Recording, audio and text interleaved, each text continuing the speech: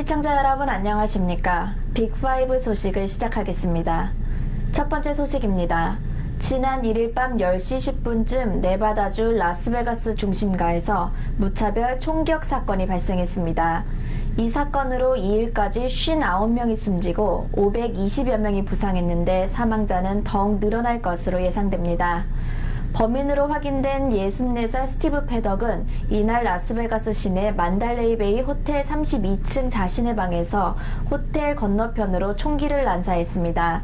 당시 야외 무대에서는 2만 2천 명이 참석한 컨트리 뮤직 콘서트가 진행 중이었습니다.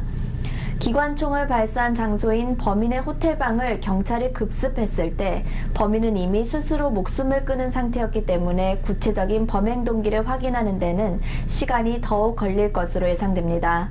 하지만 범인은 공연장이 잘 안 보이는 방을 골라 28일부터 사흘 동안 묵으며 때를 기다렸던 것으로 추정돼 그는 며칠 전부터 이번 범행을 치밀하게 계획했던 것으로 추정됩니다.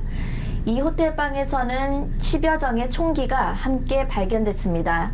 특히 범인은 공연 무대 조명 때문에 군중이 모인 곳을 쉽게 겨냥할 수 있었고 군중은 상대적으로 어두운 곳에 밀집해 있어서 비처럼 쏟아지는 총탄을 피하기가 어려웠을 것으로 예상됩니다.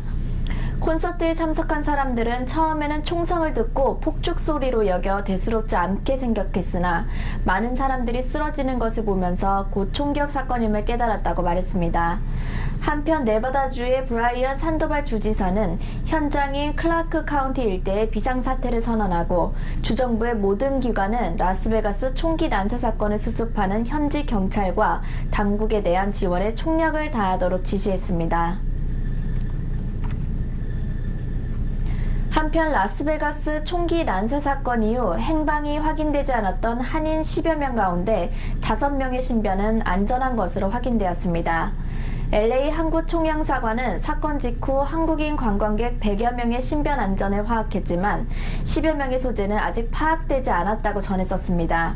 하지만 이후 이 중 5명의 신변은 안전한 것으로 알려졌습니다. 현재 총영사관은 나머지 한인 관광객들이 머물렀던 숙박시설과 SNS 등을 통해 안전 여부를 계속 확인하고 있습니다.